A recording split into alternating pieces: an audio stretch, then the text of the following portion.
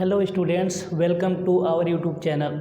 चलिए हम देखते हैं कि आज के टॉपिक में आपको क्या बताने वाले हैं। तो चलिए शुरू से अंत वीडियो में बने रहिए और ध्यान से पढ़िए। आशा करते हैं आपको सब समझ में आ जाएगा। यदि आप हमारे चैनल पर नए हैं तो सब्सक्राइब कर लीजिए, घंटी बजाइए और लाइक करना वीडियो मत भूलिए और शेयर करिए। आप चलिए शुरू करते हैं कि इस आज के टॉपिक में हम बताने वाले हैं कि इज एम आर के साथ टू का प्रयोग और हैज हैव हैड के साथ टू का प्रयोग। ठीक है, चलिए हम देखते हैं कि जब हम कभी इज एम आर के साथ अगर टू का प्रयोग करते हैं तो हम कब करते हैं, और जब हम हैज हैव हैड का प्रयोग करते हैं उसके साथ टू का प्रयोग करते हैं तब हम कब करते हैं, किस कंडीशन में करते हैं। तो आइए हम आपको बताने वाले हैं। तो चलिए हम शुरू करते हैं कि हैज हैव और हैड का। देखिए आइए चलिए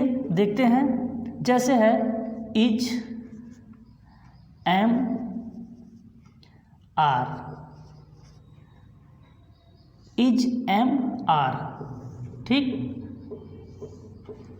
इसके साथ हमें प्रयोग करना है टू का, ठीक है। तो हम किस कंडीशन में इज एम आर के साथ टू का प्रयोग करते हैं और किस कंडीशन में हैज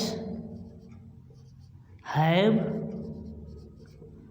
हैड, किस कंडीशन में हम हैज हैव हैड के साथ टू का प्रयोग करते हैं, आपको आज यही हम बताने वाले हैं। तो ध्यान से देखिए जब आप कभी सेंटेंस को बनाते हैं तो सेंटेंस में यदि कोई कार्य करना है, कौनो काम हो, यदि हमें करना है उस काम को हम पहले से ही तय कर लेते हैं या निश्चित कर लेते हैं।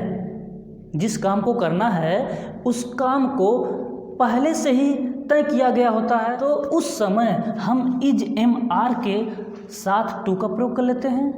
अब दूसरा कंडीशन में है, यदि हम किसी कार्य को करना है, अगर हमें किसी कार्य को करना है, अगर हमारा मन ना लगत हो, यानी मन नहीं लग रहा है उस काम करने के लिए, अर्थात उस काम को करने के लिए या तो हमें विवश होना पड़े या तो बिना मन के काम करे, बिना मन के या विवश होकर अगर ऐसी कंडीशन में हम काम करते हैं तो उस समय हम हैज हैव हैड के साथ टू का प्रयोग करते हैं, ठीक है। आइए हम आपको बता देते हैं एग्जाम्पल के साथ। चलिए हम इज एम आर के साथ टू का प्रयोग होता है तो किस तरह से, जैसे हम बोल देते हैं मुझे जाना है, उसे लिखना है, मुझे पढ़ना है, इस तरह से अगर आता है तो हम उस समय इज एम आर के साथ टू का प्रयोग करते हैं। आप जानते हैं कि टू का जब हम प्रयोग करते हैं किसी एम बी फर्स्ट से पहले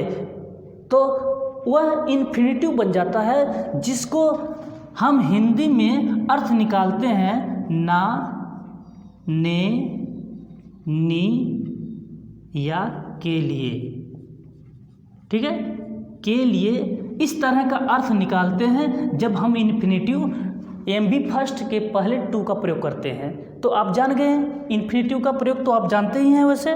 तो देखते हैं, आइए हम एग्जाम्पल देखते हैं किस प्रकार से हमें करना है। तो जैसे हम एग्जाम्पल पहले हम इज एम आर के साथ टू का प्रयोग हम बता देते हैं, इसके बाद हम आगे बढ़ते हैं। आइए हम एग्जाम्पल देखते हैं। जैसे एग्जाम्पल्स पहला है, एग्जाम्पल पहला है, जैसे हमने लिख दिया मुझे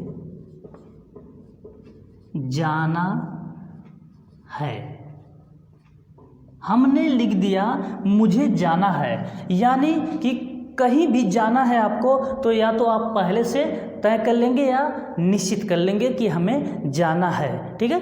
तो यहाँ पे मुझे जाना है यह पहले से तय है, तो ऐसी कंडीशन में हम लिखते हैं, इसका इंग्लिश में कन्वर्ट करिए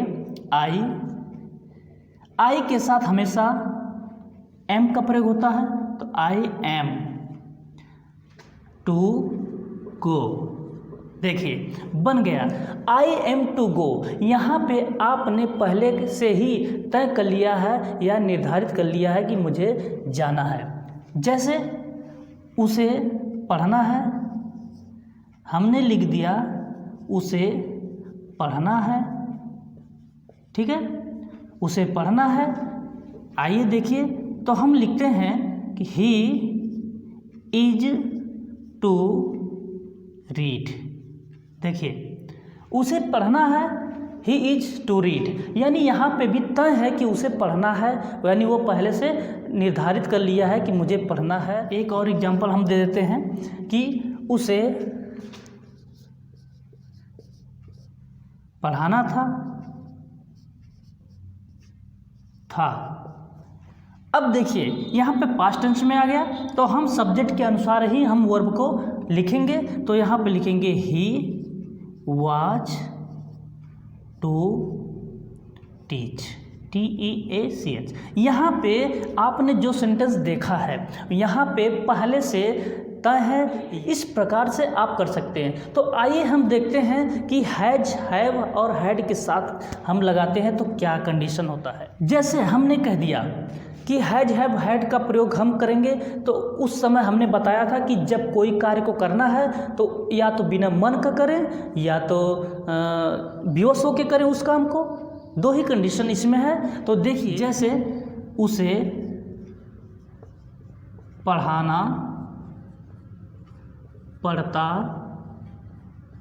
है, तो आइए इस सेंटेंस में हम देखते हैं उसे पढ़ाना पड़ता है कि इसमें ऐसा लग रहा है कि यहाँ पे विवश या बेमन का काम हो रहा है, ठीक है। तो यहाँ पे जहाँ पे हमने बताया कि बिना मन का काम हो या विवश होकर कौनो काम कल जाए, ठीक है, तो वहाँ पे हम क्या करते हैं, हैज, हैव, हैड के बाद टू का प्रयोग करते हैं और क्रिया का फर्स्ट फॉर्म लिखते हैं उसके साथ, ठीक है। चलिए हम शुरू करते हैं। तो लिखेंगे ही पढ़ाना पड़ता है। देखिए यहाँ पे एक प्रेजेंट टेंस का है, तो यहाँ पे लिखेंगे has to teach, TEACH,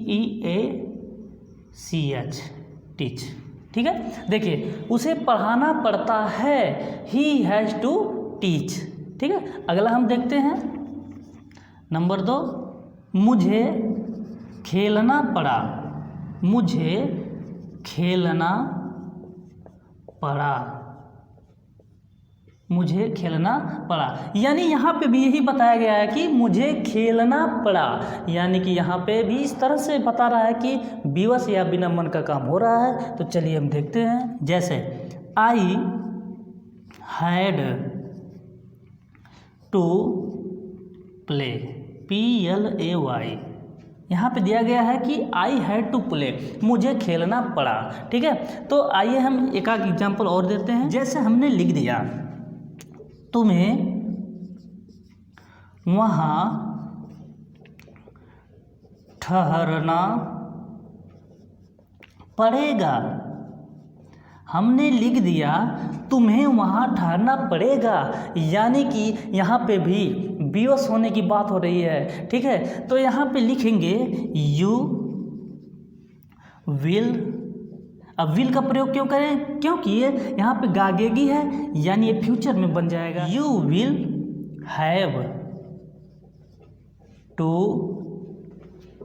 stay, STAY there, THERE there, ठीक है। तो आशा करते हैं कि वीडियो आज का बहुत ही अच्छा लगा होगा और समझ में आया होगा। एक एक करके हमने डिटेल बता दिया कि कहाँ पे इज MR के साथ टू का प्रयोग करते हैं और कहाँ पे हैज, हैव, हैड का प्रयोग के साथ टू का प्रयोग करते हैं, किस कंडीशन में करते हैं, आज हमने आपको बताया इस वीडियो में। यदि आपने अभी तक सब्सक्राइब नहीं किया है, चैनल को सब्सक्राइब कर लीजिए, घंटी टन न दे जाइए, ठीक है, ऑन हो जाए, जिससे हर आने वाली वीडियो, जो अगली वीडियो आने वाली रहेगी, सबसे पहले आपको मिलेगा। और लाइक करना और शेयर करना वीडियो को मत भूलिए।